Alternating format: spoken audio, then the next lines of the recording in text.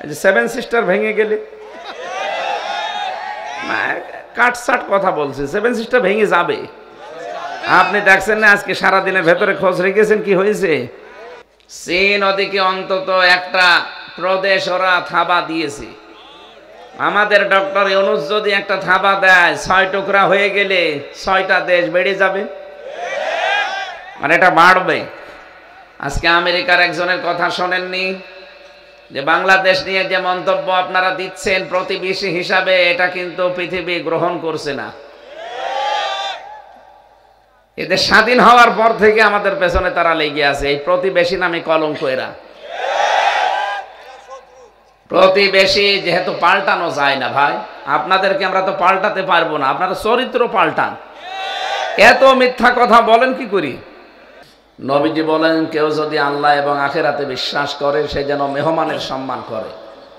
আমরা মেহমান না আপনাদের? আজকে সিরাজগঞ্জের উল্লাপাড়ার এই মহেশপুর এলাকায় যারা বসবাস করছেন, বহু এলাকা থেকে মানুষ এসেছে। কয়জন আছে এখানে? আমি সেই বিশ্ব রোড থেকে পর্যন্ত পুরাটাই মানুষ। আমরা অনেকক্ষণ এসেছি, কিন্তু আসতে দেরি হয়ে গেছে আপনাদের মানুষের চাপে, আর রাস্তায় কুয়াশা। লিন্নাস শব্দ ব্যবহার করা হয় জীবিত মানুষদের জন্য। যদিও দুর্ভাগ্যজনক হলেও সত্য, এই 15.5 বছর আমরা জীবিত মানুষদেরকে আল্লাহর কোরআন তেমন শোনাতে পারিনি। যারা জীবিত মানুষদেরকে শোনানোর আয়োজন করতেন, আমাদেরকে নিয়ে আসতেন, এক শ্রেণীর মানুষ আছে বাধা দিত, বলতো জীবিত মানুষদের শোনানো যাবে না। অথচ ওই লোকটার মা বাবা মরে গেলে আমারে ডাক দিয়ে বলবে, হুজুর কোরআন পড়ি দিন। তা আপনার বাবা মা তো মারা গেছে, মরে গেলে তো কোরআন পড়ি লাভ নেই। পড়ার দরকার ছিল যতদিন জীবিত ছিল। আপনার নিয়ত যতই ভালো থাকুক, কোরআন নেই আপনি গেলেন কেন? এই জন্য আল্লাহ নিজে দায়িত্ব নিয়ে আপনাকে গোমরা বানিয়ে দেবে। আপনি এই শব্দের ওজন টের পাচ্ছেন? হেদায়েত দেওয়ার একচ্ছত্র মালিকানা হামজার। কার? আরো জোরে বলেন। কোন নবীর হাতেও আল্লাহ দেয়নি। এই জন্য নবীজি নিজের আপন চাচাকেও মুসলমান বানাতে পারেনি। এটা শুধুমাত্র আল্লাহ নিজের হাতে রেখে দিয়েছেন। নবীজি শব্দটাও ঠিক ওইভাবে চয়ন করলেন, আদাল্লাহুল্লাহ। আল্লাহ নিজে তাকে খারাপ বানিয়ে দেবে, গোমরা বানিয়ে দেবে, পথভ্রষ্ট বানিয়ে দেবে। এই হাদিসটা আমরা বিশ্বাস করি 100 ভাগ না 98 ভাগ মানা যাবে তো? এই হাদিসটা এখন বাংলায় ব্যাখ্যা করলে কি কথা বলেন না কেন? যদি কোনো আলেম থাকেন এখানে, আপনি দেখেন, জেনারেল মানুষ যদি না বোঝেন, কোরআনে কারীম যেখানে নেই ওখানে ভালো হওয়ার নিয়ত গেলেও আল্লাহ খারাপ বানিয়ে দেয়। এর একেবারে বাস্তব প্রমাণ কুষ্টিয়ার লালনের মাজার। মানুষ কিন্তু আপনাদের এলাকা থেকে ভালো হওয়ার নিয়তে যায়, বউ ছেলে মেয়ে বেটার বউ সব নিয়ে চলে যাচ্ছে, খারাপ হওয়ার নিয়ত নেই কারো, সবাই যাচ্ছে আল্লাহর ওলির মাজারে। কিন্তু ওখানে কি কোরআন আছে? কোরআনের নিয়ম নীতি চলে? প্রকাশ্য শিরিক চলছে। আর বাংলাদেশে একটাই জায়গা যেখানে নিরাপদে গাঁজা খাওয়া যায়, তারপরেও পুলিশ পাহারা দিয়ে গাঁজা খাওয়ায়। ওই যে পুলিশ দাঁড়িয়ে আছে, ওরা পাহারা দিয়ে দিয়ে গাঁজা খাওয়ায় যে খা আমরা আছি। আমার মনে হয় সারা বাংলাদেশে একটাই জায়গা আছে। এরপরেও দেখি আমরা এই জায়গাগুলোতে কোরআন নেই, এজন্য মানুষ আগে বিড়ি খেত না, অনেকে এখানে যাওয়ার পরে বিড়ি খায়। আগে গাঁজা খেত না, এখন গাঁজা খায়। ওকে ভালো হয়েছে না খারাপ হয়ে গেছে? কেন খারাপ হয়ে গেল? কারণ আপনি কোরআন নেই ওখানে গেলেন কেন? তাহলে আজকে থেকে সিদ্ধান্ত নেওয়া যায় না যে এই দরবারে কোরআন নেই, কোরআনের কর্মসূচি চলে না, শুধু বাবাদের নিয়ম নীতি চলে। ওখানে যদি ভালো হওয়ার নিয়তেও যান, আপনাকে খারাপ বানাবে কে? বা দ্বিতীয় শব্দটা বলবো, বাংলাদেশে যতগুলো রাজনৈতিক দল আছে, যেই দলে কোরআন নেই, কোরআনের কর্মসূচি নেই, ওই দল যদি আমার বাবাও কায়েম করে, ও দলে আমি নেই। এটা অত জোরে বলার দরকার নেই, এটা আবার অনেকে রাজনীতি মনে করে। এটা কি রাজনীতি? আমি হাদিসের বাংলাটা বললাম। পীরের দরবারে গেলে আপনি ভালো হওয়ার নিয়তে যাচ্ছেন, কোরআন নেই, তাহলে আল্লাহ আপনাকে খারাপ বানাবে। রাজনীতি করবেন যেখানে কোরআন নেই, কোরআনের কর্মসূচি চলে না, আপনার নিয়ত ভালো হোক, কিন্তু আপনাকে আল্লাহ খারাপ বানিয়ে দেবে, আপনি তখন পথভ্রান্ত হয়ে যাবেন। এই জন্য আজকের এই ময়দানে যারা এসেছি কোরআনে কারিম শোনার জন্য, কোরআন যদি না থাকতো হামজা না হামজার বাবা থাকলেও আসতেন না। সুতরাং কোরআনের জন্য যারা এসেছেন, এই কোরআনের সে ক্ষমতা আছে, হুদাল্লিন নাস, মানুষকে হেদায়েত দিতে পারে না? সে ক্ষমতা দিয়ে আল্লাহ তাকে পাঠিয়েছেন। সুতরাং আমরা কোরআনের কাছ থেকে আজকে আমাদের জীবন সংক্রান্ত 4টা নিয়ামতের কথা আল্লাহ স্মরণ করিয়ে দিচ্ছে। এই কথাগুলো আমাদের জীবনের সাথে একেবারে পাই টু পাই আমরা মিলাবো ইনশাআল্লাহ। এরপরে আজকে এখানে শেষ মোনাজাত করে বাড়ি যাবেন। এর আগে ওঠাউঠি করবে না, 1 ঘন্টা সময় দেওয়া যাবে না ইনশাআল্লাহ। তাহলে সিদ্ধান্ত যারা নিয়ে ফেলেছেন যে এই দলে কোরআন নেই, কোরআনের কর্মসূচি চলে না, ওই দলের প্রতিষ্ঠাতা আমার বাবাও যদি হয়, আমি ওই দলে আর নেই। ওয়াজ তো হয়ে গেছে, এটা মেনে নিলে এই দেশে আর অন্য কোনো দল থাকে? কত দল এই দেশে, কোরআন নেই তাদের দলে, কোরআনের কর্মসূচি চলে না, ওদের বাবাদের নিয়ম নীতি চলে, ওদের দলীয় নিয়ম নীতি চলে না। আমার দলীয় নিয়ম নীতি বানানো লাগবে কোরআন কেন্দ্রিক। কথা বলেন। আশা করছি আমার নবীর এই হাদিস আপনি মেনে নিলে কিয়ামতে নবীর সুপারিশ পাবেন, যে আল্লাহ আমাদেরকে এই প্রচন্ড শীতের ভেতরে কোরআনের ময়দানে নিয়ে আসলেন। খুশি হয়ে বলেন আলহামদুলিল্লাহ। দরুদ আর সালাম পড়ছি আমাদের নবী, মানবতার মহান শিক্ষক মুহাম্মদুর রাসূলুল্লাহ সাল্লাল্লাহু আলাইহি ওয়াসাল্লামের প্রতি। আমরা কোরআনে কারীম থেকে সূরা বানী ইসরাঈল একটা মাত্র আয়াত পড়েছি। আয়াতের সংখ্যা 70, 111টা আয়াত আছে, মাত্র একটা আয়াত পড়েছি। এই এক আয়াতের ভেতরে যত কথা আমার এই মাথায় আছে, 1 ঘন্টা 2 ঘন্টা না, এক একটা শব্দের ভেতরে যে সব কথাগুলো আল্লাহ লুকিয়ে রেখেছেন, যদি আমরা তাফসীর আকারে কথা বলি সারা রাত চলে যাবে, আপনি বাড়ি যাবেন না।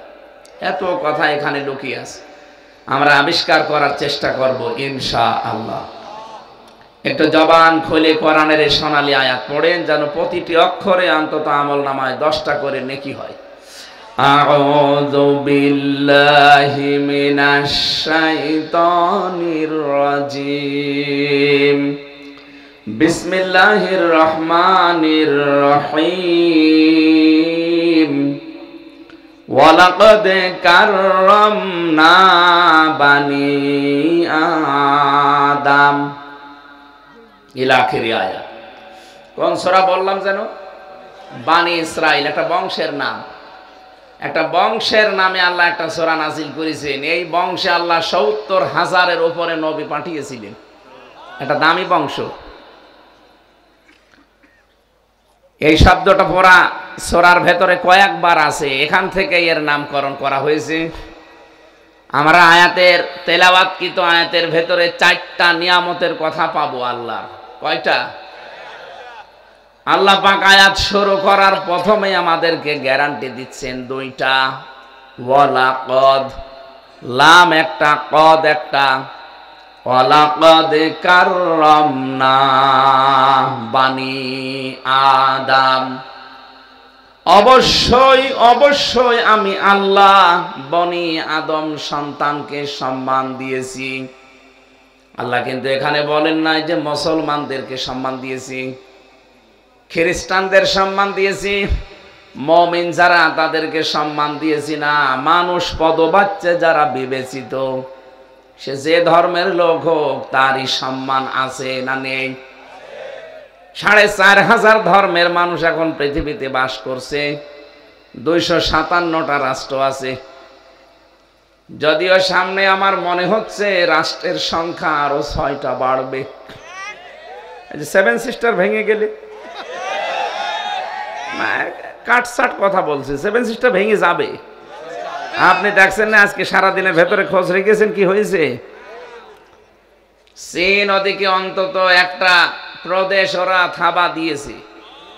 আমাদের ডক্টর ইউনূস যদি একটা থাবা দেয়, 6 টুকরা হয়ে গেলে 6টা দেশ বেড়ে যাবে, মানে এটা বাড়বে। আজকে আমেরিকার একজনের কথা শোনেননি যে বাংলাদেশ নিয়ে যে মন্তব্য আপনারা দিচ্ছেন প্রতিবেশী হিসাবে, এটা কিন্তু পৃথিবী গ্রহণ করছে না। এদের স্বাধীন হওয়ার পর থেকে আমাদের পেছনে তারা লেগে আছে, এই প্রতিবেশী নামে কলঙ্ক। এরা প্রতিবেশী যেহেতু পাল্টানো যায় না ভাই, আপনাদেরকে আমরা তো পাল্টাতে পারবো না, আপনারা চরিত্র পাল্টান। এত মিথ্যা কথা বলেন কি করি? সারাটা জীবন ছড়িয়েছেন এই দেশে সংখ্যালঘু নির্যাতন হয়, অথচ ভয়েস অফ আমেরিকা, এরপরে মাইক্রোসফট, এগুলো সব ইহুদি খ্রিস্টানরা চালায়। তারা রিপোর্ট দিচ্ছে সবচাইতে বেশি সংখ্যালঘু নির্যাতন হয় ভারতে। বাংলাদেশে সংখ্যালঘু নির্যাতন আগস্টের 5 তারিখের পর থেকে জানুয়ারির 4 তারিখ পর্যন্ত একটাও হয়নি। যেগুলো হয়েছে কিছু বিচ্ছিন্ন ঘটনা, ওগুলো ওদের দ্বারাই। এই জন্য এই মিথ্যা রিপোর্টগুলো আপনারা ছড়িয়ে, মাইক্রোসফট রিপোর্ট দিয়েছে সারা পৃথিবীতে মিথ্যায় এগিয়ে আছে সবচাইতে বেশি ভারত। আপনারা কেমন প্রতিবেশী? আপনাদের জন্য বদনাম হয়ে যাচ্ছে। সুতরাং এমন কোনো কাজ করবেন না। আপনাদের যেহেতু পাল্টানো যাবে না, মাঝখান থেকে তার সাগর কেটে নদী কেটে আমরা ভাগ করে নিতে পারি না, ল্যান্ড একেবারে সাথে। সুতরাং চরিত্র পাল্টাবেন। সারা ভারত এখন ফুঁসে উঠেছে এই উগ্রপন্থী হিন্দু, বিশেষ করে মোদি দাদার বিরুদ্ধে। আপনি মানুষ নামে কলঙ্ক হয়ে যাচ্ছে, মানুষ পদবাচ্চা বিবেচিত, আপনি এটা থাকার যোগ্যতা হারিয়ে ফেলছে। আল্লাহ আপনাকে সম্মান দিয়েছে বনি আদম সন্তান হিসাবে, রাখা দরকার না? আল্লাহ বলেন আমি বনি আদম সন্তানকে সম্মান দিয়েছি, এটা জীবিত থাকতে এমনকি মরার পরেও। একটা মানুষ যদি মারা যায় তাকে দাফন কাফন করা, তাকে কবরে দেওয়া, যদিও পুড়িয়ে ফেলা ঠিক না, অন্য ধর্মে যারা করেন এটা কিন্তু স্বাস্থ্যসম্মত না, বিজ্ঞানসম্মত না। আর কোরআন হাদিস তো বাদই দিলাম। কোথায় পেয়েছেন আপনাদের ধর্মীয় রীতি? এটা আপনাদের ধর্মেও লেখা নেই যে মানুষ পুড়িয়ে ফেলা লাগবে, এটা আপনাদের মানানো নিয়ম। হিন্দুদের যত ধর্মীয় গ্রন্থ আছে আপনি দেখবেন কোন জায়গায় মানুষ মরে গেলে পুড়িয়ে ফেলা লাগবে, কোন জায়গায় নেই। এই নিয়মটা ওরা বানিয়েছে। মানুষ মারা গেলে পর্যন্ত কান কেটে ফেলবেন, নাক কেটে ফেলবেন, জায়েজ আছে না? একটা মরা মানুষেরও আপনি কান কাটতে পারবেন না, নাক কাটতে পারবেন না, চোখ তুলতে পারবেন না, কারণ তার একটা সম্মান আছে, সে বনি আদম সন্তান। দুঃখজনক হলো সত্য, আমরা একটা জিনিস দেখে আশ্চর্য হলাম। যিনি পালিয়ে গেছে তিনি মেজর বজলুল হুদাকে একেবারে সরাসরি জবাই করেছে। আরে ভাই, মানুষটা মারা গেছে ফাঁসি দেওয়ার পরে, আপনি জবাই করতে গেলেন কোন কারণে? তার নাক কাটা, মুখ কাটা, চোখ তোলা তো জায়েজ নেই, আর আপনি সরাসরি গলা কেটে ফেললেন।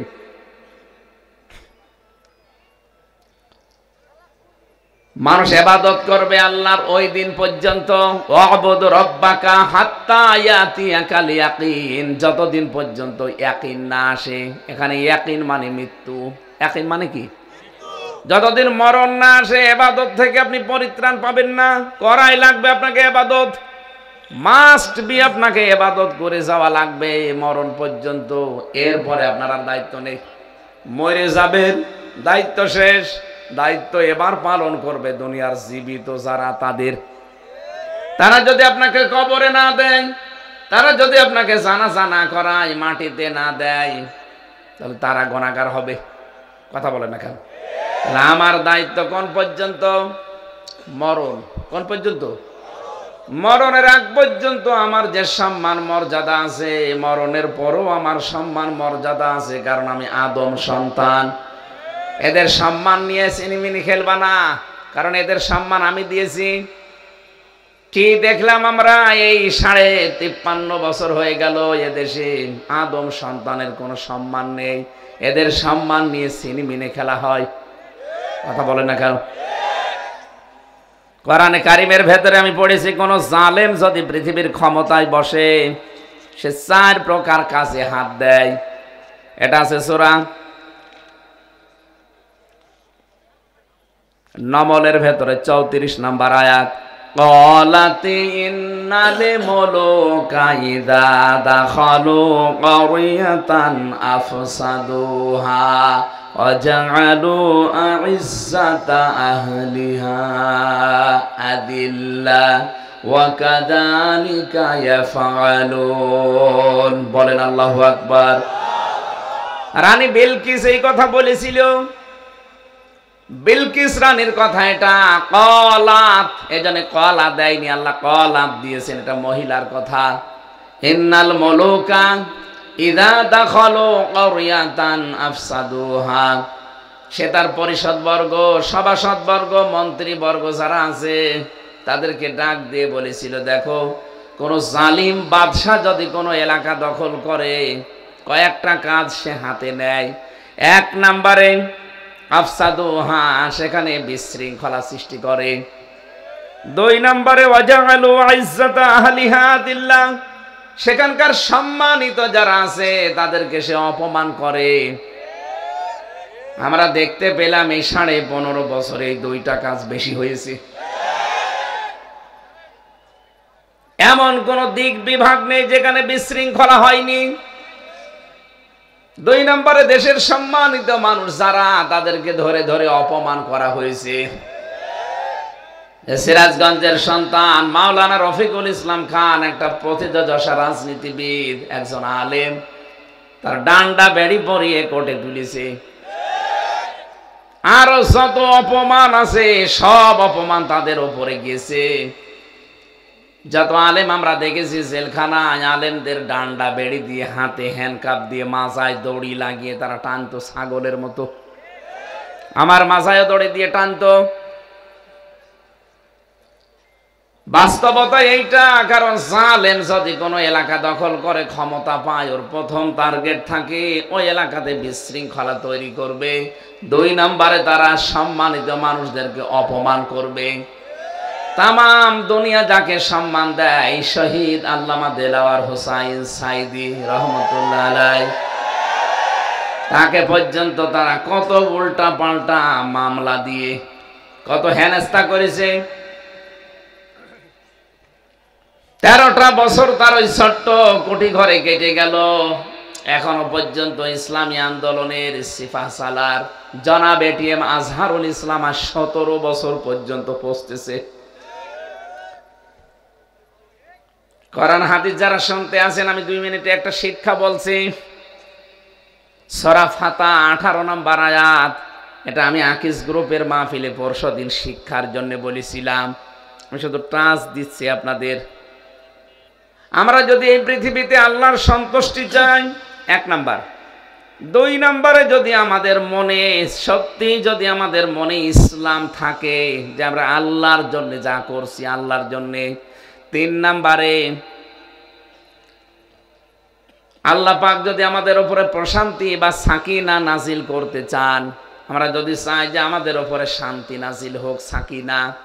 4 নম্বরে যদি সুনিশ্চিত নিকটবর্তী কোনো বিজয় দেখতে চান, তাহলে এই আয়াতে 1 নাম্বার একটা কাজ আল্লাহ দিয়েছেন, এই কাজটা করা লাগবে। নবীজি 1400 জন মানুষ নিয়ে এসেছিলেন মক্কায়। হুদাইবিয়া নামক জায়গায় তিনি বাধাপ্রাপ্ত হলেন। কাফেরেরা বলে, না এবার আপনাকে আমরা হজ করতে দেব না। নবীজি হযরতে ওসমানকে পাঠালেন সমঝোতার জন্য। ওরা ওসমানকে ধরার পরে আটক করে ঘোষণা দিয়েছে, কতিলা ওসমান, হত্যা করে ফেলেছে ওসমানকে। নবীজি কথাটা শোনার পরে ওই বাবলা গাছের নিচে, হুদাইবিয়া নামক যে জায়গা, ওখানে একটা বাবলা গাছ ছিল। কোরআনে কারিমে আল্লাহ ওই গাছের ইঙ্গিত দিয়েছেন, লাকাদ রাদিয়াল্লাহু আনিল মুমিনিনা ইয ইউবাইউনাকা তাহতাশ শাজারাতি। এই যে তাহতাশ শাজারা, গাছের নিচে, ইয ইউবাইউনাকা, যখন আপনার কাছে তারা বায়াত নিচ্ছিল, শপথ বাক্য পাঠ করছিল, নবীজি ডাক দিয়ে বললেন, সাহাবীরা হজ করার জন্য এসেছিলাম, ইহরামের কাপড় পরে খুলে ফেলো। 1400 জন মানুষের ভেতরে একজন শুধু আটক করেছে, এখনো 1399 জন আছে। বললেন খুলে ফেলো, পরবর্তীতে আবার হজ করে নেব। বাংলার মুসলমানেরা বলেন তো, এহরামের কাপড় পরার পরে যদি আপনি এহরামের কাপড় খুলে ফেলেন আপনার হজ কিন্তু ভেঙে যায়। কি আপনার হজ শেষ। নবী কি জানতেন না যে আমার ফরজ হজ নষ্ট হয়ে যাবে? জানতেন না? রমজান মাস ছিল, রোজা রেখেছিলেন, বিশ্ব নবী ডাক দিয়ে বললেন না রোজাও ভেঙে ফেলো, দরকার নেই, পরবর্তীতে করে দেব। বলেন দুইটা ফরজ বিধান তিনি এখানে বাদ দিয়ে দিচ্ছেন, একটা হজ আর একটা রোজা। ডাক দিয়ে বললেন আমি এই যে হাত লাগালাম, আমার হাতের ওপরে তোমরা হাত দাও। 1399 জন হাত দিয়েছে। নবীজি নিজে বাম হাতটা উপরে দিয়ে বললেন আজকের এই বায়াতের রিদওয়ানের উপরে আমার আল্লাহ খুশি হয়ে আয়াত নাজিল করে আমাকে শুনিয়েছে, লাকাদ রাদিয়াল্লাহু আনিল মুমিনিন। এই মুমিনদের উপরে আমার আল্লাহ অবশ্যই রাজি হয়ে গেছেন। রাজি হবেন না, হয়ে গেছেন। রাদিয়া এটা মাজি, অতীতের শব্দ, পাস্ট। আল্লাহ মজারে যদি দিতেন তাহলে একটু সমস্যা হতো। আল্লাহ মাসি দিয়ে জানিয়েছেন হে নবী যারা আপনার হাতে হাত দিয়েছে ঘোষণা শুনিয়ে দেন আমি কিন্তু তাদের উপরে রাজি অলরেডি হয়ে গেছি। কি কি বাক্য পাঠ করিয়েছিলেন নবীজি? বলছিলেন সাহাবীরা আজকে যেহেতু আল্লাহ এই বায়াতের উপরে রাজি অলরেডি হয়ে গেছে, আমার উসমান তো এখানে নেই, আমি এই বাম হাতটা উপরে দিয়ে দিলাম, আমার এটা উসমানের হাত হিসাবে আল্লাহ যেন কবুল করে নেয়। তোমাদেরকে আমি একটা বাক্য পাঠ করালাম আজকে, বিনা কারণে একটা নিরপরাধ মানুষকে ওরা আটক করে মেরে ফেলেছে, যদিও মারে নাই, কিন্তু ঘোষণা তো দিয়ে দিয়েছে কতিলা উসমান, উসমানকে মেরে ফেলেছি। নবীজি বললেন যারা একটা বিনা অপরাধে একটা মানুষকে মেরে ফেলতে পারে, উসমান হত্যার বদলা না নিয়ে আমরা কেউ মদিনায় ফেরত যাব না। ফরজ বিধান ছেড়ে দিলেন কয়টা? আরো জোরে বলেন। কি বাক্য পাঠ করাচ্ছেন দেখেছেন?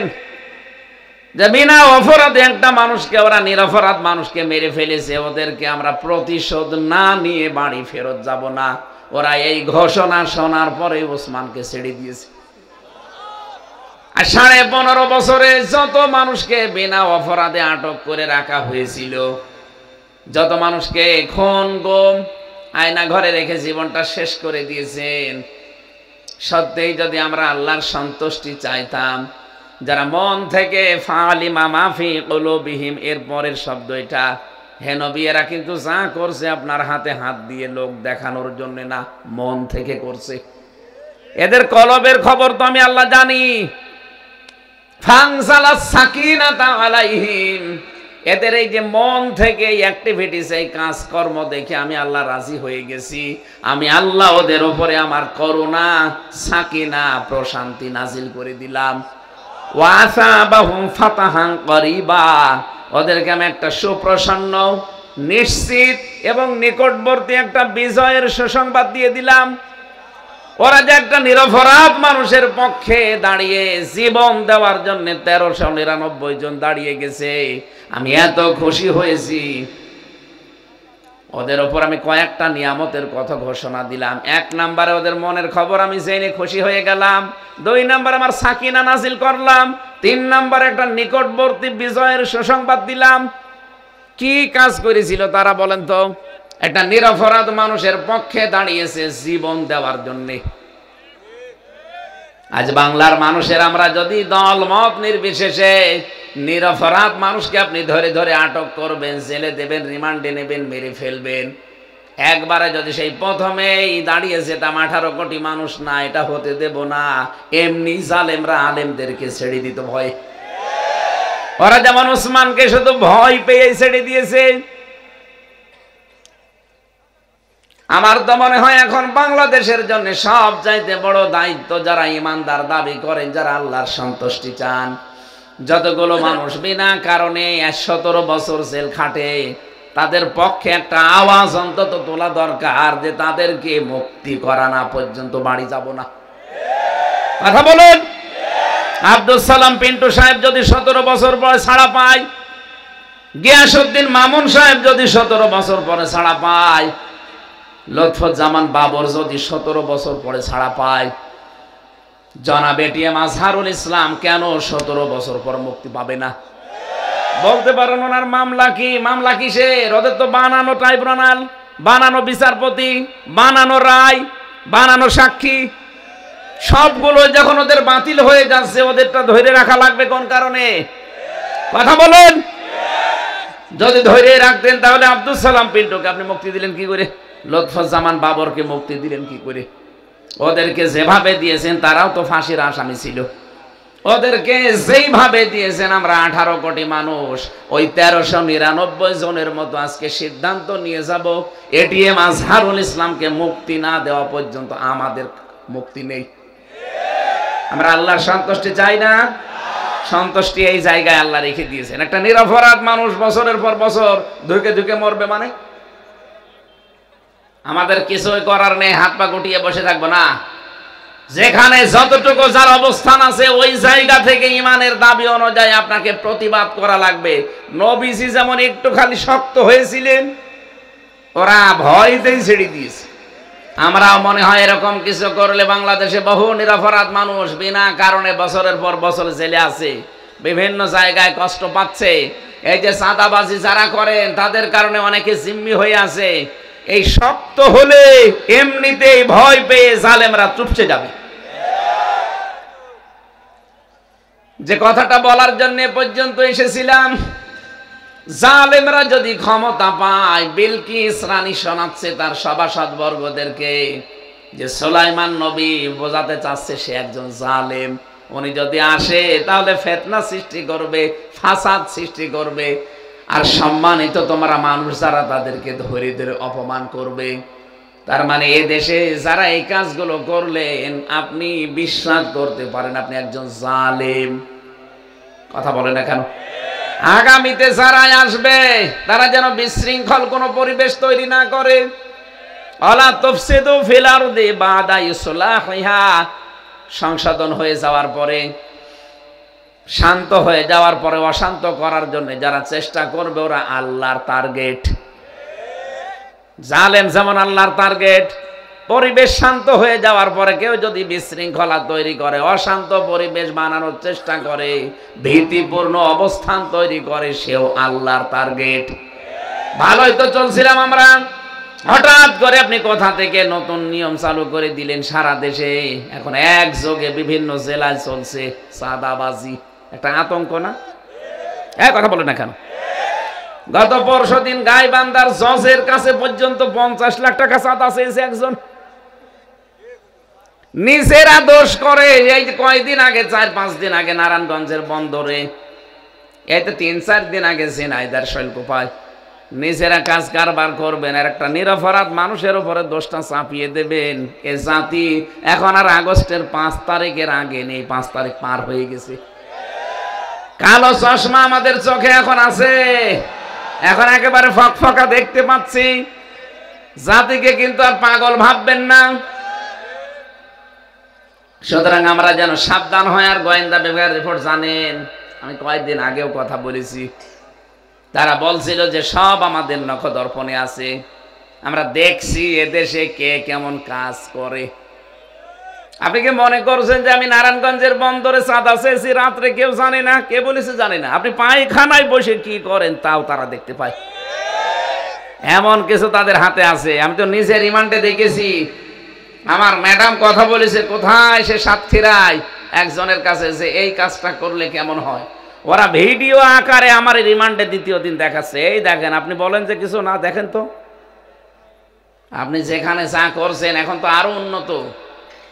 এই জন্য সাবধান, ওরা কিন্তু সব পর্যবেক্ষণ করছে, সব দেখতে পাচ্ছে কে কি করে। আপনি নিজের পায়ে এখন নিজে কোড়াল মারবেন না। বারবার ভিডিও মাত্রা পাঠাচ্ছে, দেখছেন না যে থামেন থামেন আর কত। সুতরাং নিজেরা কাজ কারবার উল্টা পাল্টা করে যদি কোনো সাধারণ মানুষ নিরপরাধ মানুষের উপরে চাপিয়ে দেন, সূরা নিসা 112 নম্বর আয়াত, অমাই ইয়াকসিব খাতিআতান আও ইসমান সুম্মা ইয়ারমি বিহি বারিয়ান ফাকাদ হাইতামালা বুহতানা ওয়া ইসমাম মুবিনা। আল্লাহ পাক বলেন অনেক মানুষ এমন আছে নিজে অন্যায় করে, আরে দোষটা একটা ভালো মানুষ নিরপরাধ মানুষের উপরে চাপিয়ে নিজে ভালো সাজে। আমার মনে হচ্ছে আয়াতটা বাংলাদেশে খাপের খাপ মিলিয়ে যাচ্ছে। অনেকে নিজেরা অন্যায় করছে, আর যে লোকটা কিচ্ছু জানে না তার উপরে দোষটা চাপিয়ে দিয়ে নিজে দেখছেন সাধু সাজতেছে।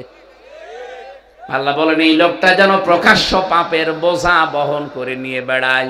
ও তো টের পাচ্ছে না, কিন্তু জাতি টের পেয়েছে যে এইটাই পাপী। কথা বলেন।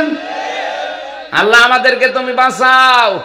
বিশৃঙ্খলা যারা তৈরি করতে চায়, মানব জাতিকে যারা সম্মান দিতে চায় না, আল্লাহ নিজে তুমি সম্মান দিলে মানব জাতিকে, অথচ মানুষকে আর সম্মান অনেকে দিতে চায় না। মানুষের সম্মান কি করে নষ্ট করা যায় সেই চিন্তায় অনেকে 24 ঘন্টা লেগে আছে। আরে ভাই, আমি মাওলানা রফিকুল ইসলাম খানের বিরুদ্ধে যদি বাইরে কিছু বলি, যদি ওনার ভেতরে দোষ থাকেও, তাহলে হবে গীবত। কি হবে বলেন বলেন? ওনার ভেতরে যদি ওই দোষ থাকে, ওনার অগোচরে বললে ওইটা হয় গীবত। যদি উনি মন খারাপ করে শুনলে, কিন্তু যদি ওনার ভেতরে দোষ না থাকে, আমি বানিয়ে বানিয়ে ওনার উপরে দোষটা চাপিয়ে দেই, তাহলে এটা হবে তোহমত। এটা আরো মারাত্মক। আর বাংলাদেশে সবচাইতে বেশি হচ্ছে এখন তোহমত। বলেন, তোহমত এলাকায় যদি চালু হয় কি হয় জানেন? আপনাদেরকে সতর্ক করছি এই কারণে এলাকায় যদি এরকম কেউ থাকেন, আপনি নিজেকে থামান। কারণ যারা গীবত করে, তোহমত লাগায়, এর কথা ওর কাছে লাগিয়ে মানুষের সম্পর্ক নষ্ট করে দেয়। এরা যদি কোনো এলাকায় বাস করে, ওই এলাকার মানুষের দোয়া কবুল আল্লাহ বন্ধ করে দেয়। সিরাজগঞ্জবাসী, এদিকে তাকান। হযরতে মুসা নবী আলাইহিস সালামের জামানার একটা ঘটনা পড়লাম হাদিসে। বৃষ্টি বন্ধ হয়ে গেছে, তিনি চাটিয়াল ময়দানে উম্মতদেরকে নিয়ে গেলেন, দোয়া করলেন। নামাজ আদায় করার পর, আল্লাহ বৃষ্টি দাও।